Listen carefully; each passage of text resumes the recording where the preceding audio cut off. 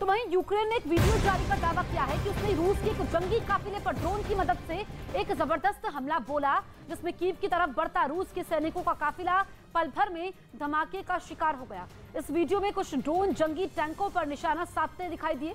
बताया गया कि उन टैंकों में रूसी जवान मौजूद थे, जिन्हें यूक्रेन ने ड्रोन की मदद से निशाना बनाया और उन पर मिसाइल की बारिश कर दी। यूक्रेन के साथ चल रही जंग के बीच रूस ने S-400 मिसाइल डिफेंस सिस्टम की दूसरी खेप भेजकर भारत की ताकत और बढ़ा दी।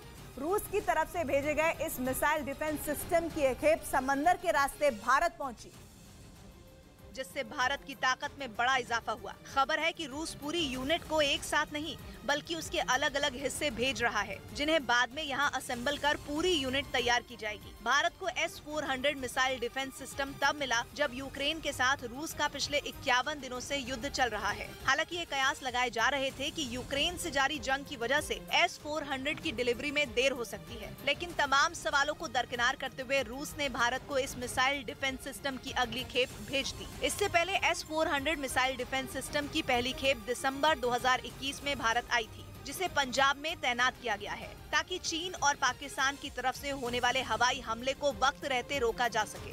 S-400 मिसाइल डिफेंस सिस्टम को दुनिया की सबसे बेहतरीन एयर डिफेंस सिस्टम में गिना जाता है। रूस का ये डिफेंस सिस्टम कई मायनों में अमेरिकी एयर डिफेंस से बेहतर है। ये इतना ताकतवर है कि दुश्मनों के विमानों को संभलने तक का मौका नहीं देता और हजारों फीट की ऊंचाई पर मौजूद अपने टारगेट को तबाह कर देता है।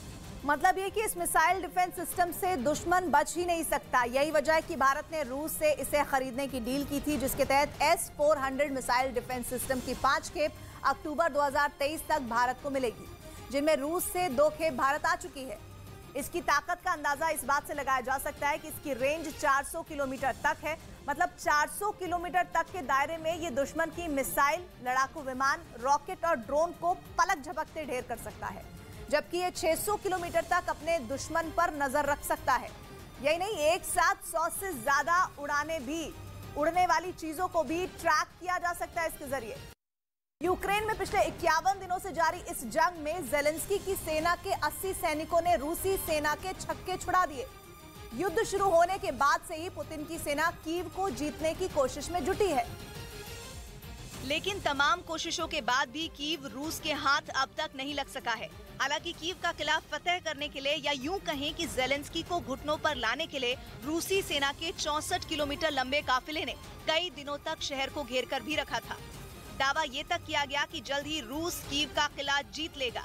इसके लिए रूस की तरफ से कीव के पास मौजूद शहरों पर जमकर हवाई हमले भी किए गए। आसमान से मिसाइलों और बमों की इतनी बारिश की गई कि कई इलाके देखते देखते खंडहर में तब्दील हो गए। बड़ी बड़ी इमारतें धूल में मिल गई। मतलब ये कि कीव को जीतने के लिए पुतिन की फौज ने एड़ी चोटी का जोर लगा दिया। कई बार रूसी सेना ने कीव पर चढ़ाई की, कई बार शहर में घुसने की कोशिश भी की, लेकिन हर बार यूक्रेन की सेना ने उनके मंसूबों पर पानी फेर दिया। जेलेंस्की की सेना ने हर मोर्चे पर पुतिन की फौज को मुंहतोड़ जवाब दिया। यहाँ तक कि कीव के नजदीक वाले कई इलाकों से रूसी सेना को अपने कदम तक पीछे खींचने पड़े। और यूक्रेन की तरफ से ये दावा किया गया कि उसने कीव के बाहरी इलाकों से रूसी सेना को खदेड़ दिया। यही नहीं, ये भी बताया गया कि यूक्रेन की सेना के महज 80 सैनिकों की एक टुकड़ी रूसी फौज पर भारी पड़ गई, जिन्हें अब स्पार्टन्स कहा जा रहा है। प्राचीन ग्रीस में स्पार्टा में रहने वालों को स्पार्टन्स कहा जाता था, जो अपनी ताकतवर सेना के लिए जाने जाते थे। एक लड़ाई में सिर्फ 300 स्पार्टन्स ने दुश्मन के हजारों सैनिकों को ढेर कर दिया था। कुछ ऐसा ही यूक्रेन के उन 80 सैनिकों के बारे में भी कहा जा रहा है। दावा ये किया गया कि जंग के दौरान रूस के हजारों सैनिकों ने राजधानी कीव के पास मौजूद एक गांव पर कब्जा जमा लिया था। यही नहीं, रूसी सेना ने उसे अपना बेस तक बना लिया था। लेकिन यूक्रेन की सेना के उन 80 सैनिकों ने अपनी युद्ध नीति और बहादुरी के दम पर पुतिन की फौज को उस गांव से खदेड़ दिया। यही वजह है कि दुनिया की दूसरी सबसे ताकतवर सेना को धूल चटाने वाले सैनिकों की तुलना स्पार्टन से की जाने लगी।